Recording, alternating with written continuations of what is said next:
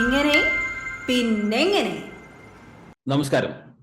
ഇന്ന് നമ്മൾ ഡിസ്കസ് ചെയ്യാൻ പോകുന്ന ടോപ്പിക് കഴിഞ്ഞ 2 ആഴ്ചയിൽ നമ്മൾ കേട്ടൊരു വിവരമാണ്. അമേരിക്കയിൽ ഒരു സ്കൂളിൽ ഒരു 14 വയസ്സായ കുട്ടി 2 ടീച്ചർമാരെയും 2 സ്റ്റുഡൻസിനെയും വെടിവെച്ച് കൊന്നു കേട്ടില്ലേ നമ്മള്? അപ്പൊ ഈ ഗണ്ണുകൊണ്ട് എന്താണ് ഗുണം, അത് ദോഷം, ഗണ്ണ് വേണോ വേണ്ടേ എന്നാണ് ഇന്നത്തെ ഡിസ്കഷൻ. ഇങ്ങനെ പിന്നെ എങ്ങനെയിലേക്ക് സ്വാഗതം. നമ്മൾ 4 കാര്യങ്ങൾ ഇതിൽ കവർ ചെയ്യാൻ പോകുന്നത്. ആദ്യം ഗണ്ണു വേണോ വേണ്ടേ, എങ്ങനെയാണ് ആൾക്കാരുടെ ഡിഫറെന്റ് ഒപ്പീനിയൻസ് എന്താണ് നമ്മൾ ഡിസ്കസ് ചെയ്യാൻ പോകുന്നത്, റിപ്പബ്ലിക്കൻസ് ആയാലും ഡെമോക്രാറ്റ്സ് ആയാലും.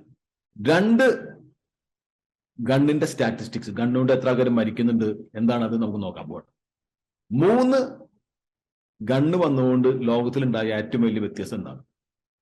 4 ഞാൻ എന്റെ പേഴ്സണൽ അഭിപ്രായം, ഗണ്ണ് വേണോ വേണ്ടേ, എന്തുകൊണ്ടാണ് ഞാൻ അത് പറയുന്നുള്ള ഒരു റീസണിങ് ആണ്.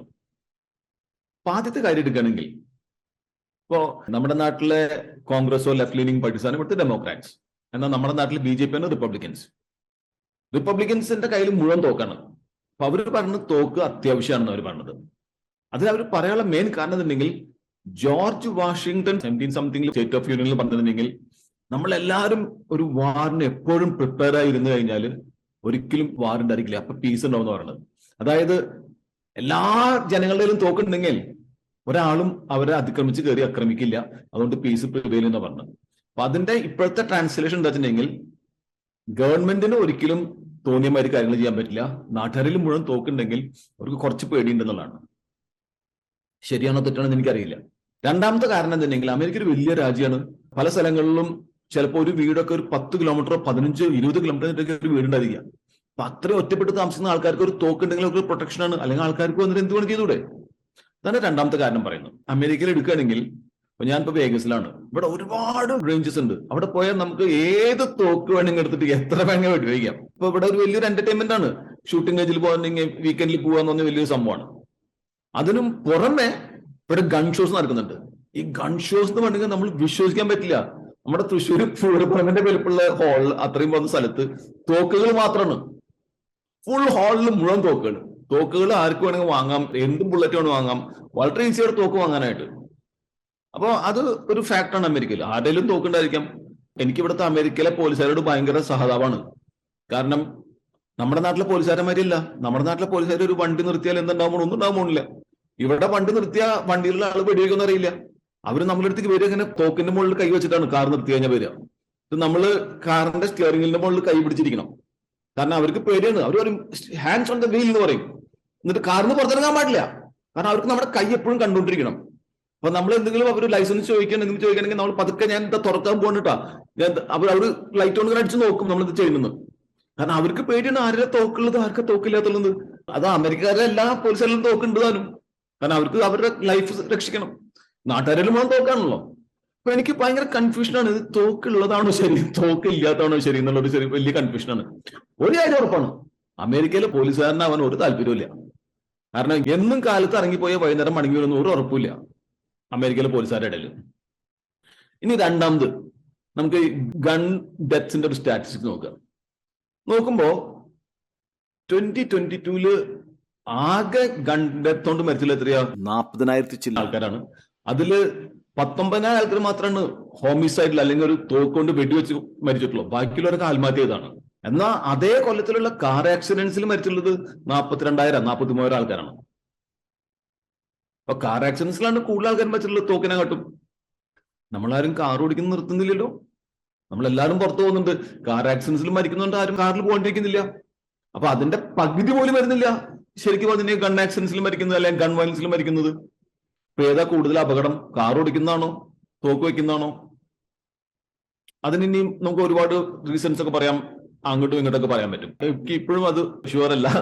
കാർ അത്യാവശ്യമാണ്, തോക്ക് അത്യാവശ്യമില്ല എന്നൊക്കെ നമുക്ക് പറയാമല്ലോ. തോക്ക് ഉള്ളതുകൊണ്ടാണല്ലോ ആൾക്കാർ മരിക്കുന്നത്, അല്ലെങ്കിൽ മരിക്കില്ലല്ലോ. ഇനി മൂന്നാമതൊരു കാര്യം, ഈ തോക്കിന്റെ ഇൻവെൻഷൻ കൊണ്ട് ലോകത്തിൽ ഉണ്ടായ ഒരു മാറ്റം എന്താണെന്ന് നിങ്ങൾക്ക് അറിയോ? ഒരു ഭയങ്കര ഒരു മാറ്റം ഉണ്ടായിട്ടുണ്ട് തോക്കിന്റെ ഇൻവെൻഷൻ കൊണ്ട്.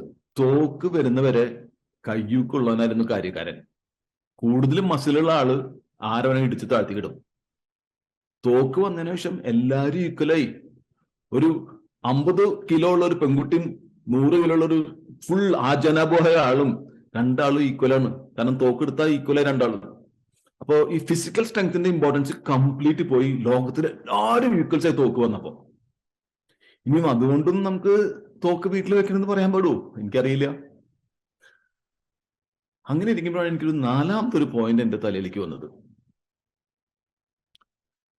1990 കാശ്മീരിൽ ഒരു രാത്രി കൊണ്ടല്ലേ അവിടുത്തെ പണ്ഡിറ്റ്സിന് വീട് വിട്ട് ഇറങ്ങിപ്പോണ്ടി വന്നത്. ഒരു അനൗൺസ്മെന്റ് വന്നു, എല്ലാവരും വീട് വിടണം അല്ലെങ്കിൽ മുസ്ലിം ആവണമെന്നോ വാട്ട് ഇറ്റ് ഈസ്.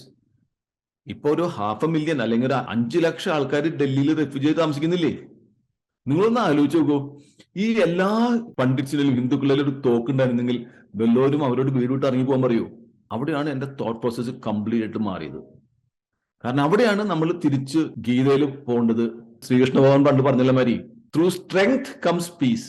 നമ്മൾ സ്ട്രോങ് ആയിരിക്കണമെങ്കിൽ നമ്മുടെ പീസ് നമ്മുടെ കയ്യിലാണ്. നമ്മുടെ കയ്യിൽ സ്ട്രെങ്ത് ഇല്ലെങ്കിൽ പീസ് മറ്റേ സ്ട്രോങ് ആയ ആളുടെ കയ്യിലാണ്. അപ്പൊ ഏതാ നല്ലത്? നമ്മൾ നമ്മുടെ പീസ് നമ്മൾ കൺട്രോൾ ചെയ്യണോ വേണ്ടത്, അല്ലെങ്കിൽ വേറെ ഒരു കൺട്രോൾ ചെയ്യണോ വേണ്ടത്? അപ്പൊ ഞാൻ നോക്കുമ്പോ തോക്ക് അത്യാവശ്യമാണ്. ഒന്ന് ആലോചിക്കോ, എല്ലാ കാശ്മീരി ഹിന്ദുസ് ഇന്നും അവരെ വീട്ടിൽ താമസിക്കുന്നതായിരിക്കും. 500,000 ആൾക്കാരാണ് ഒറ്റ ദിവസം കൊണ്ട് വീട് നഷ്ടപ്പെട്ടത്, ഒറ്റ ദിവസം കൊണ്ട്. അതേമാതിരി തന്നെ നമ്മൾ ഇനിയിപ്പോ അതേ ചൈനയിലെ കഥ എടുക്കുക. ആ വീഗർ മുസ്ലിംസ് എത്രയോ മില്യൺ ആൾക്കാരെ കൊണ്ടൊരു ക്യാമ്പിലിട്ടുള്ളത്. അവരെല്ലാം എല്ലാവരും തോക്കേണ്ടത് നടക്കൂ. ഇപ്പൊ ഗവൺമെന്റ്സിനൊന്നും ആൾക്കാരിൽ തോക്കുണ്ടാവണമെങ്കിൽ ഒരു താല്പര്യം ഉണ്ടായിരിക്കില്ല. അമേരിക്കയിൽ മാത്രമാണ് ഈ സെക്കൻഡ് അമെന്റ്മെന്റ് ഭയങ്കര സ്ട്രോങ് ആയിട്ട് ഇരിക്കുന്നത്. അപ്പൊ അത് ശരിക്കും ഒരു നല്ല കാര്യമാണെന്ന് ഞാൻ വിശ്വസിക്കുന്നത്. എനിക്ക് തോക്കൂല, ഞാൻ വെടിവെച്ചിട്ടില്ല, ഇതുവരെ തോക്കായി കൊണ്ടുപോയിട്ടില്ല. പക്ഷെ ആലോചിക്കുമ്പോൾ ശരിയാന്ന് തോന്നുന്നുണ്ട്. എനിക്ക് ഇവിടെ ഒരു സുഹൃത്തുണ്ട്, തൃശ്ശൂർകാരനാണ്, ഡേവിസ് എന്ന് പറഞ്ഞിട്ട്. ഡേവിസിന്റെ മോൾക്ക് 17 വയസ്സാണ്. ഈ ജനുവരിയിൽ 18 വയസ്സാവും.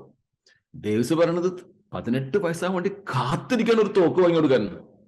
കാരണം പിന്നെ പേടിക്കണ്ടല്ലോ, മോള് പുറത്തു പോയാൽ അവൾ സേഫ്, അതെനിക്കറിയാം. ഒന്ന് ആലോചിച്ച് നോക്കൂ, അതൊരു നല്ലൊരു ലോജിക്കൽ പോയിന്റ് ആണ്. കാരണം ആ കുട്ടിയുടെ ഫേറ്റ് കയ്യിലെടുക്കുകയാണ്, മറ്റത് വേറെ ഉള്ളവരുടെ മേഴ്സിയിലാണ്. അപ്പൊ ഞാനിപ്പോ ഈ കാശ്മീരി ഹിന്ദുസ്, വീഗർ മുസ്ലിംസ്, ഇനിയിപ്പോ അത് മാത്രമല്ല, ഇപ്പൊ നമ്മൾ ബംഗ്ലാദേശില് ഹിന്ദുക്കളെ കത്തിക്കണ കണ്ടു, അല്ലെങ്കിൽ തല്ലുകൾ കണ്ടു. തോക്കുണ്ടെങ്കിൽ ഒരാളും ഒരു വീട്ടിലേക്ക് കയറി ചെല്ലില്ല. അക്രമം കുറയും. കാരണം ഈ കൊല്ലാൻ പോകുന്ന ആളും മരിക്കുന്നത് തോന്നുകയാണെങ്കിൽ പോയില്ല, ഇതിന് വേണ്ടിയിട്ട് രണ്ടാമതൊന്നും ആലോചിക്കും. നമ്മുടെ നാട്ടിൽ ഇപ്പൊ ഇന്നാളെ ഞാനൊരു വീഡിയോ കണ്ടുകൊണ്ടിരിക്കുമ്പോ വെരി ഇൻട്രസ്റ്റിംഗ് ഫാക്ടർ, മറുനാടൻ ഷാജൻ പറയുന്നുണ്ടായിരുന്നു, നമ്മുടെ MLA അൻവർക്ക് ഒരു തോക്ക് കിട്ടിയ പിന്നെ അദ്ദേഹത്തിന് അപ്ലൈ ചെയ്യാം, കാരണം അദ്ദേഹത്തിനും ജീവന് ഭീഷണി ഉണ്ടെന്ന്. അപ്പൊ ഞാൻ ആലോചിക്കായിരുന്നു, ഈ ഷാജൻസ്കറിയ എന്റെ കണ്ണിൽ ആരും തോക്കെടുത്ത് വെടിവെക്കാൻ പോകണമെന്നില്ല എന്തായാലും. പക്ഷെ ഒരു കാര്യം ഉറപ്പാണ്, പുള്ളിക്ക് സൗകര്യമായിട്ട് ഇരിക്കാമല്ലോ വീട്ടില്. ഒരു തോക്ക് കയ്യിലുണ്ടെങ്കിൽ ആൾക്കൊരു കംഫർട്ട് ലെവലാണ്. എല്ലാവരും കൊല്ലാനും വരുന്നില്ല എന്ന് അറിയാലോ ഉറപ്പായിട്ട്. അപ്പൊ അത് വലിയൊരു കാര്യമാണ്. അപ്പൊ ഇൻ കൺക്ലൂഷൻ, തോക്ക് എല്ലാവരും ഈക്വൽ ആക്കിയെന്ന് മാത്രമല്ല, അതുണ്ടെങ്കിൽ പീസ് ടു സ്ട്രെങ്ത്. ശ്രീകൃഷ്ണ ഭഗവാൻ പറഞ്ഞ മാതിരി നമ്മുടെ കയ്യിലാണ് നമ്മുടെ പീസ് ഇരിക്കുന്നത്. അതുകൊണ്ട് എല്ലാ ഗവൺമെന്റ്സും എല്ലാ ആൾക്കാരെയും തോക്ക് വാങ്ങാൻ അനുവദിക്കണം എന്നാണ് എന്റെ അഭിപ്രായം. ചെക്സ് വേണം കേട്ടോ. You must do the mental check, you must do the criminal check, അതൊക്കെ വേണം. അല്ലാണ്ട് ക്രിമിനൽസിന് തോക്ക് കൊടുക്കുന്നതല്ല ഞാൻ പറയുന്നത്. ജനറലി തോക്ക് വീട്ടിലുണ്ടെങ്കിൽ സേഫ്റ്റിയാണ്. ഇപ്പൊ ലിവിങ് എക്സാമ്പിൾ തന്നെയാണ് അമേരിക്ക. അമേരിക്കയിൽ ജനങ്ങളെക്കാട്ടും കൂടുതൽ തോക്കുണ്ട്. എന്നാൽ വാഹനാപകടത്തിലാണ് കൂടുതൽ ആൾക്കാർ മരിക്കുന്നത്, അല്ലാണ്ട് ഗണ്ണോണ്ടല്ല.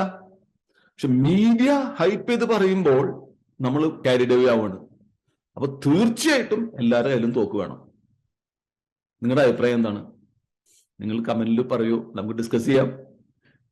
I would like to hear different views. ഇപ്പൊ എനിക്ക് കുറെ നാളുകൾക്ക് ശേഷമാണ്, അതായത് ഇപ്പൊ ഞാൻ ഇവിടെ വന്നിട്ട് ഒരുപാട് കാര്യമായി ഈ തോക്കിനെ കുറിച്ച് മാത്രം ഒരു ഡെഫിനിറ്റീവ് ആയിട്ടുള്ള ഒരു സ്റ്റാൻസ് എടുക്കാൻ പറ്റിയിരുന്നില്ല. ഇപ്പൊ പക്ഷെ ക്ലിയർ ആണ്. സ്പെഷ്യലി കാശ്മീരി ഹിന്ദുസിന്റെ കാര്യം ആലോചിക്കുമ്പോൾ എനിക്ക് ഒരു സംശയവും 5 ലക്ഷം ആൾക്കാരുടെ വീട് പോലും ഒഴിവാക്കാൻ പറ്റുന്നുണ്ടെങ്കിൽ അതിന് മേലെ എന്താ വേണ്ടത്? നാളെ നമ്മളോടൊന്ന് ആലോചിക്കോ, ആ കാശ്മീരി ഹിന്ദുക്കൾ സ്വപ്നത്തിൽ വിചാരിച്ചിട്ടുണ്ടായിരിക്കോ രാത്രി പെട്ടെന്ന് ഒരു അനൗൺസ്മെന്റ് വരും, നിങ്ങൾ വീട് വിട്ട് ഇറങ്ങി പോകണം എന്നുള്ളത്? ഒന്ന് ആലോചിച്ചു. ഇത് ഇപ്പോൾ 90s നമ്മുടെ ജീവിതകാലത്താണ് എന്നുള്ളത്, അല്ലാണ്ട് പണ്ട് നടന്ന കാര്യമല്ല. അത് ഒഴിവാക്കാൻ പറ്റുകയാണെങ്കിൽ അത് നല്ലതല്ലേ? ഒന്ന് ആലോചിച്ച് നോക്കൂ. അവരുടെ ഒക്കെ ഒരു തോക്കുണ്ടായിരുന്നെങ്കിൽ ഇന്ന് അവരോട് താമസിക്കുന്നുണ്ടായിരിക്കും. ഞാൻ വളരെ ഓപ്പൺ ആണ്. എനിക്ക് ഇതിലിപ്പോഴൊരു ഹാർഡ് ആൻഡ് ഫാസ്റ്റ് സ്റ്റാൻഡ് അല്ല, വളരെ ലോജിക്കൽ സ്റ്റാൻഡാണ് ഞാൻ പറയുന്നത്. നിങ്ങളുടെ അഭിപ്രായം രണ്ട് നിലയ്ക്കും കേൾക്കാൻ താല്പര്യമുണ്ട്. ഈ വീഡിയോ ഇഷ്ടമായെങ്കിൽ ഷെയർ ചെയ്യുക, ലൈക്ക് ചെയ്യുക, സബ്സ്ക്രൈബ് ചെയ്യുക. നന്ദി, നമസ്കാരം.